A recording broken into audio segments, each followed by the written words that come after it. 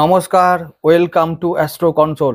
আজকে বলবো কুম্ভ রাশির সাপ্তাহিক রাশিফল 28শে সেপ্টেম্বর থেকে 4ঠা অক্টোবর। পুজোর সপ্তাহ, আনন্দের সপ্তাহ, শুভ সপ্তাহ। তাহলে আনন্দে কাটবে, শুভ সপ্তাহ, সব কিছু শুভ ঘটবে, এটা প্রথমেই জেনে রাখো। তাহলে এই সপ্তাহটা ভালো যাবে বলতে পারি। প্রথমে এর আরও পিছনে অনেক কারণ আছে, সেটা আমি ব্যাখ্যা করব। তো প্রথম দিনটাই শুরু করব 28শে সেপ্টেম্বর দিয়ে, রবিবার। সেদিনটা আমাদের আমাদের যে রাশির নাম কি কুম্ভ রাশি, তার অধিপতিকে শনি। তো শনি এখন আমাদের দ্বিতীয় ভাবে আছে, তো ভালোভাবেই আছে। তাহলে সঞ্চয় স্থানে আছে, শনিকে নিয়ে কোনো এই সপ্তাহে চিন্তা নেই। লগ্নপতি স্ট্রং, তার মানে ভালো অবস্থায় আমাদের সমস্ত ঘটনাগুলো ঘটবে শুভ। এটা অনেকটা এগিয়ে থাকলো, অনেক নাম্বার পেয়ে গেল এটা যে লগ্নপতি ভালো আছে। এরপরে এই সপ্তাহে বাকি অন্যান্য গ্রহদের অবস্থান আর নক্ষত্র অবস্থানটা দেখলে আমরা বুঝতে পারবো সপ্তাহটা কেমন যাবে। তবে আমি প্রথমে বলে রেখেছি যে শুভ সপ্তাহ, কোনো চিন্তা নেই। তো এই সপ্তাহটা আনন্দে কাটবে এমনিই, কারণ মা আনন্দময়ী আগমন করেছেন। আর এই তার আরাধনার সময় চলছে, মাতৃ আরাধনার সময় চলছে। আনন্দে থাকবে সবাই, নিশ্চিন্তে থাকো সবাই একবারে। এটা এটা আনন্দে থাকবে, আনন্দ হবে, আনন্দ পাবো আমরা একেবারে, এই ব্যাপারে নিশ্চিত সবাই। কারণ এটা তার মহিমা, আমরা সবাই আনন্দে থাকবোই, এটা আমরা জানি। চলে আসি একেবারে 28 তারিখের কথায়। 28 তারিখ দিনটা রবিবার পড়ছে, আর চন্দ্র থাকবে বৃশ্চিক রাশিতে আমাদের 10 নম্বর ভাবে। তাহলে এখন তো 10 নম্বর হোক আর 11 নম্বর, এই সপ্তাহ ছুটির দিন, ছুটির মানে সপ্তাহ, পুরোটাই ছুটির একটা সপ্তাহ। তাহলে কি করব আমরা? কাজ করব, নিত্যদিনের যদি কাজ থাকে তাহলে সে কাজ ভালোভাবেই কাটবে। আর বুধের দিন, বুধ আমাদের চতুর্থপতি সম্ভবত, নাকি না পঞ্চমপতি, পঞ্চমপতি, আচ্ছা পঞ্চমপতি। তাহলে সন্তান, পরিবার সবকিছু নিয়ে ভালো করে আমরা দিনটা কাটাতে পারবো, আনন্দে কাটবে সবকিছু। প্রেম ভালো হবে, ভালো প্রেম হবে। তো ষষ্ঠীর দিন, বুধের নক্ষত্র, বুধের দিন আর রবিবার। তাহলে কি হবে? একটু প্রেম হবে, পরিবার ভালো থাকবে, মন ভালো থাকবে, চাঙ্গা থাকবে সবকিছু, সবকিছু চাঙ্গা, ঠিক আছে। আর বুধ আমাদের এমনিতেই আর এদিকে অষ্টমপতিও বটে, হঠাৎ করে প্রেম আসতে পারে, ঠিক আছে। হঠাৎ করে প্রেম আসবে, এবং প্রেম শুধুই নয়, প্রেমটা আগামী দিনে স্থায়ী হবে, প্রেমটা দীর্ঘস্থায়ী হয়ে আমাদের হতে পারে সম্পর্ক টা আগামী দিনে পরিণতিও পাবে, সফল হবে, এরকম একটা সম্ভাবনা থাকবে। নতুন মানুষ এই পুজোয় আসবে এবং নতুন যোগাযোগ ঘটবে, জীবন ও ভাগ্য পরিবর্তন করতে সাহায্য করবে। সেটা কর্মস্থানে হতে পারে, পারিবারিক ক্ষেত্রে হতে পারে, যে কোনো জায়গায় এটা সম্ভব, এটা হবেই। এইবারে পুজোটা অন্য রকমের পুজো এবং সবার জন্য অন্য রকমের হবে, এটা কোনো সন্দেহ নেই। এই মাসেই বা এই কিছুদিন পরেই, মানে পুজোর পর থেকেই কয়েকটা দিন পরেই আমাদের দেবগুরু থাকছে, আসবেন, উচ্চস্থ অবস্থায় হবেন, কর্কটে আসবেন। এই একটি ঘটনা, শুধুমাত্র একটি ঘটনাই যথেষ্ট সবার জীবনকে আনন্দময় করে তোলার জন্য। তাহলে আনন্দ থাকবে, শুভ ঘটনা ঘটবে, শুভ ফল পাবো, এটা নিশ্চিত। এরপরে চলে যাব আমরা 29শে সেপ্টেম্বর সোমবার দিন। এর পরের দিনে আমরা সেদিন থেকে দেখতে পাবো চন্দ্র আছে ধনু রাশিতে, যা কিনা আমাদের একাদশ ভাব। আর আয়, তো যদি কাজকর্ম বন্ধ, ছুটি, অফিস, তাহলে আয় হবে না। তাহলে কি করতে হবে? হ্যাঁ, লাভ হবে কিছু। কি লাভ হবে? হতে পারে সম্পর্ক লাভ, হতে পারে কিছু অর্থ লাভও হতে পারে, সম্মান লাভ হতে পারে, তো এরকম ভালোবাসা লাভ হতে পারে, মান সম্মান লাভ হতে পারে, আধ্যাত্মিক উন্নতি করার একটা সময়। তো সেদিনটা কেতুর দিন, চন্দ্র থাকবে মূলা নক্ষত্রে। কেতুর বিষয়ে একটা কথা মনে পড়ে গেল, এটা বলি, এটা বলা খুব দরকার এই সময়ে। কারণ এই সময়টা কেমন? পুজোর সময়। শুধু পুজো, এই সময়টা শুধু পুজো হুল্লোড় করার ব্যাপার নয়, এই সময়টা আরাধনার সময়, এই সময়টা সাধনার সময়, উপাসনার সময়, মাকে ডাকার সময়। তো সত্যিকারের যারা আরাধনা করছো বা করতে চাইছো, তাদের জন্য বলবো এখন এই শুভ সময় এসেছে। শুক্র আর কেতু একসঙ্গে আছে। তাহলে যারা সাধনার মার্গে আছো, তাদেরকে বলে রাখছি, তোমাদের মানে মুক্তি পাবার, সিদ্ধি লাভ করার এবং মোক্ষ লাভ করার সময় এসে গেছে। তার কারণটা ছোট্ট করে বলে রাখি, বেশি বড় করব না। পুজোর সময় মানুষজন দেখবে না, তবুও এই কথাটা ইম্পর্টেন্ট বলে মনে হলো, বলাটা দরকার বলে মনে হলো, বলছি। তো একটু ধৈর্য ধরে শুনলে বুঝতে পারা যাবে যে আমি কেন বলছি কথাটা।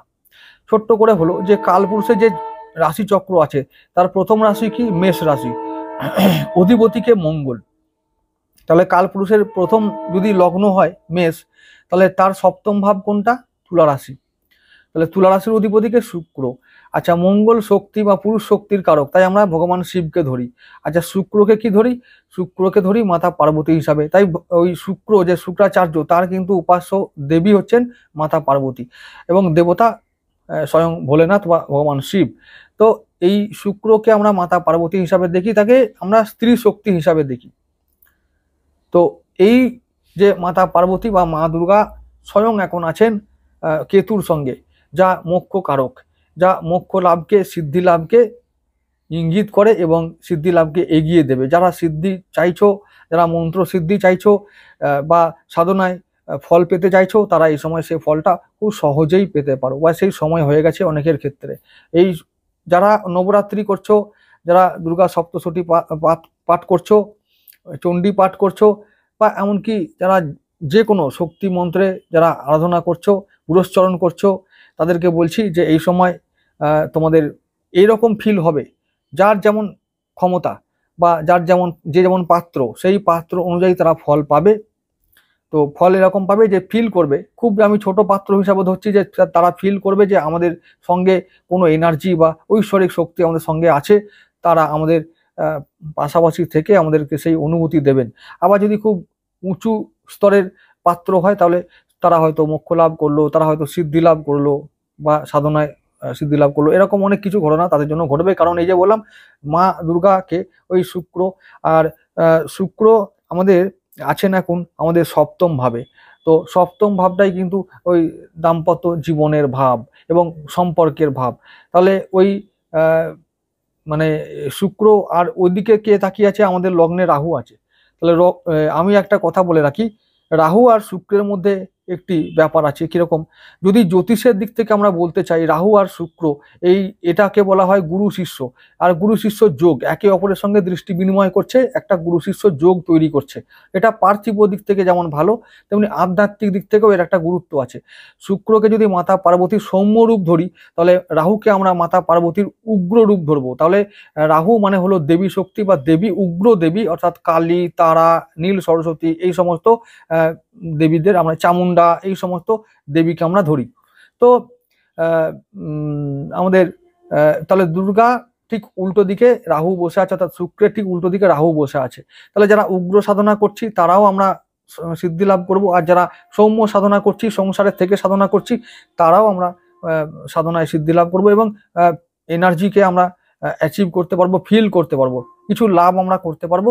আর সেই জন্য শুক্র কেতু একসঙ্গে যে কম্বিনেশন এখন মহাকালের ইচ্ছায় হয়েছে, সেটা এখন এই জন্য এই উৎসবের সময় মায়ের দুর্গার ইচ্ছায় হয়তো হয়েছে। এখন অনেকে পাবে, অনেকেই, তিনি তো চান, তিনি তো মানে তিনি আনন্দময়ী, সবাইকে আনন্দে রাখতে চান। তার কাছে যারা আসে বা আসতে চায় এবং তার প্রতি যাদের ভক্তি আছে, তারা অবশ্যই মুক্তি এবার পাবে এবং কিছু শক্তি তারা পাবে, এটা বলে রাখলাম। তো যাই হোক, এই দুর্গাপুজো এমন, আমি প্রথমেই বলে রেখেছি যে সবার জন্য একটি অন্য রকমের পুজো হবে। আর এই যে যোগগুলো তৈরি হয়েছে পুজোর সময়, এগুলো কিন্তু আমি বলবো বিরল ঘটনা। বহু বছর পর পর এগুলো হয়, আর এই বিরল ঘটনা ঘটবে, অনেকের সঙ্গে ভালো ঘটনা ঘটবে। তো এই জন্যই বলেছি পুজো, এই বছরের পুজো সবার থেকে বা অন্যান্য বছরের থেকে আলাদা। অনেক কিছু ঘটবে জীবনে, অনেক নতুন মানুষ আসবে যাদের সঙ্গে পরিচয় হবে এবং জীবন আগামী দিনে তাদের হাত ধরে মানে গড়াবে জীবনটা, জীবনের গতিপথটা অনেক দূর এগোবে।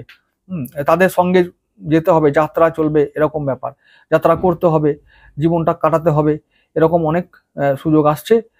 তো সেই এই পুজোর সময় সেইগুলো শুরু হবে। আচ্ছা, তাহলে আমি বলছি এটাই, যে এই পুজোতে আমরা পার্থিব আনন্দ লাভ করব আর আধ্যাত্মিক আনন্দ লাভ করব, আধ্যাত্মিক উন্নতি করতে পারবো, আধ্যাত্মিক চর্চায় আমরা সফল হব। আর এদিকে পার্থিব আনন্দ, হই হুল্লোড়, খাওয়া দাওয়া, ঘোরা বেড়ানো, এগুলোও হবে, খুব আনন্দ সহকারে হবে। তাই পুজোটা আনন্দ করে কাটাও। আর এইরকমই একটা দিন হলো সোমবার, আমি যেটা বলে শুরু করেছিলাম, 29শে সেপ্টেম্বর, সোমবার দিনটা কেতুর দিন। তো কেতুর দিন মানে মোক্ষ, কেতুকে কি বলা হয়? মোক্ষ কারক, মুক্তি কারক, মুক্তি লাভের কারক। ঠিক আছে? কেতু সিদ্ধি দেয়, কেতু এরকম করে যে মুক্তি দেয়, আর ওই গুরুর চেলা কেতু। আর রাহু আছে, ওই যে বললাম, যদি আমরা সাধনায় থাকি তাহলে রাহু আমাদের লগ্নে বসে আছে। তাহলে বুঝতে পারছো, মা দুর্গা বা মা উগ্র শক্তি, মা দুর্গার যে সমস্ত শক্তি আছে, মা দুর্গাই, তিনি উগ্র, তিনি সৌম্য, দুটোই। তো যে যেমন করে ডাকবে তার কাছে তেমন রূপে তিনি ধরা দেন, এই হলো পার্থক্য। তো যাই হোক না কেন রূপ, যদি সাধনা আমরা করি, সেই উগ্র হোক সৌম্য হোক, আমরা সিদ্ধি লাভ করবো, এইটুকু বলতে পারি কুম্ভ রাশির জন্য এবছরে সেরকম হবে। তাহলে সোমবার দিনটা আমরা সমস্ত হই হুল্লোড় করবো, আর মানে দিনটা হই হুল্লোড় করে কাটিয়ে দেবো, এবং যদি আধ্যাত্মিকভাবে আমরা কাটাতে চাই তাহলে দিনের শেষে গিয়ে একটা শান্তি অনুভব করব, একটা শক্তি অনুভব করব, এটা আমরা কাটাতে পারবো, এইভাবে দিনটা কাটবে। 30শে সেপ্টেম্বর মঙ্গলবার চলে যাব, ওই দিনটা শুক্রের দিন। বাহ, তাহলে খুব ভালো, চতুর্থপতির দিন, মনে শান্তি, আত্মায় শান্তি, হৃদয়ে শান্তি, ঘরে শান্তি, শান্তি আয় শান্তি। শুক্র চতুর্থপতি, আর শুক্র আছে সপ্তম ভাবে, দাম্পত্য শান্তি। তো দাম্পত্য পার্টনার যে আছে সে সাথী হতে পারে, মানে হতে পারে মানে কি বলবো, কর্তা বা গিন্নি যেই হোক না কেন, তো তার সঙ্গে ভালো করে সময়টা আমরা কাটাতে পারবো, দিনটা ভালো করে কাটবে, হই হুল্লোড় করেই কেটে যাবে। আর যদি চাই যে তাকে আমরা সঙ্গী করে, সে আমার সাধন সঙ্গিনী হবে, তাকে আমরা সঙ্গী করে আধ্যাত্মিক পথে এগোবো, তাহলে সেখানে আরো বেশি উন্নতি হবে। হরি বল, একবার বলে নাও হরি বল। কেন? ওই যে যারা সাধনা করতে চায়, এরকমই তন্ত্র মতেও আছে, যেমন শিবের যে সঙ্গিনী মাতা পার্বতী, তিনি তাকে মানে আমাদের মাতা পার্বতী ভগবান শিবকে সমর্থন করে বলেই তার শক্তি বৃদ্ধি হয় এবং তার জীবনে উন্নতি হয়। সেই রকমই যদি আমাদের সঙ্গিনীরা আমাদেরকে সাপোর্ট করে, তাহলে আমরা আমাদের জীবনের যে যুদ্ধ, সেই যুদ্ধে সহজেই জয়লাভ করতে পারি। এবং শুধু পার্থিব সুখ না, আমরা যদি আধ্যাত্মিক সুখ লাভ করতে চাই, যদি সেখানে সঙ্গিনীকে আমরা সঙ্গে পাই বা তার সমর্থন পাই, সে যদি আমাদের জীবনের পথে সহযাত্রী হয়, তাহলে বা ধর্ম লাভের পথে যদি সে সহধর্মিণী হয়, তাহলে আমরা আমাদের সিদ্ধি লাভ, আমাদের যাত্রা পথ, আমাদের জীবনের পথ খুব সুগম হবে, সুন্দর হবে, সহজ হবে। তো যে কাজই আমরা করব না কেন, সেটা খুব তাড়াতাড়ি সাকসেসফুল হবে। তাই আমি বলি যে যা করবে একসঙ্গে করবে, এবং সাধনার ক্ষেত্রে যদি আমরা দুজনে একসঙ্গে করি, তাহলে সেটা আরো বেশি ফলপ্রসূ হবে, ঈশ্বর খুশি হবেন এবং তাড়াতাড়ি সন্তুষ্ট হয়ে বরদান করবেন। কারণ দুই আত্মা একসঙ্গে যদি হয়, যুক্ত হয়ে যদি আমরা কোনো কাজ করি, তার শক্তিটা দ্বিগুণ হয়। তাহলে দ্বিগুণ শক্তি নিয়ে যদি কোনো কাজ করি, তাহলে কি হবে, কাজটা তাড়াতাড়ি শেষ হবে এবং সফল হবে, এটাই আমরা ধরে নিতে পারি। তো এটাই হলো তন্ত্র মতে, এটাই নিয়ম, মানে ভৈরব আর ভৈরবী। তো এই ব্যাপারটা যারা জানে, তাদের কথা আমি বলবো, তারা বুঝতে পারছে আমি কি বলতে চাইছি। তো এইরকমই একটা দিন হলো এই মঙ্গলবার। যদি আমরা নবরাত্রি করছি, অনেকে ঘরে নবরাত্রি করে, তো বা চণ্ডী পাঠ করে, তো তারপরে দুর্গা সপ্তশতী পাঠ করে, কেউ কেউ দুর্গা চালিসা পাঠ করে, এরকম করে যারা পাঠ করো, তারা যদি সঙ্গে তার স্ত্রীকে বা স্বামীকে সঙ্গে নেয়, তাহলে আরো বেশি ফলদায়ী হবে এই ব্যাপারগুলো। তো এরকমই একটা দিন হলো মঙ্গলবার, ভালো করে আনন্দ করে কেটে যাবে, সমস্ত দুজনে মিলে একসঙ্গে খুব সুন্দরভাবে কেটে যাবে। 1 অক্টোবর চলে যাব বুধবার দিন, ওই দিনটা হবে উত্তরসারা আমাদের রবির দিন। তাহলে কি হবে, ওটা আমাদের অষ্টম পতির দিন হবে নাকি? তো অষ্টম পতির দিন না, সপ্তম পতির দিন। আচ্ছা, সপ্তম পতি। আর আমাদের পূর্বসারা যে শুক্র, মানে পূর্বসারার অধিপতি শুক্র, সে এখন সপ্তম ভাবে আছে। তাই মঙ্গলবার দিনটাও সপ্তম ভাবটা, অর্থাৎ দাম্পত্য জীবন ভালো কাটবে, বা তার সঙ্গে ভালো করে দিনটা কেটে যাবে। বুধবার দিনটা কথা বললাম, রবিবার, সেটাও মানে রবিবার নয়, রবি নক্ষত্রের দিন, বুধবার দিন রবি নক্ষত্র দিন। তাহলে রবি কন্ট্রোল করবে সারাদিন, কি হবে, দাম্পত্য, সেই জীবন ভালো থাকবে, দাম্পত্য সাথীকে নিয়ে জীবনটা কেটে, মানে দিনটা কেটে যাবে। তো সারা দিনটা আনন্দ করে কেটে যাবে, হই হুল্লোড় করো, গান বাজনা করো, খাও, ঘুরে বেড়াও, নো প্রবলেম, পুজো করো, যা করতে চাও ভালো করে হবে, আর মনের মতো করে হবে, সফল হবে, দিনটা আনন্দে কেটে যাবে। এই হলো ব্যাপার। পরের দিন চলে যাব আমরা 2 তারিখে, 2রা অক্টোবর, বৃহস্পতিবার, চন্দ্র থাকবে, চন্দ্রের নক্ষত্র শ্রবণায়।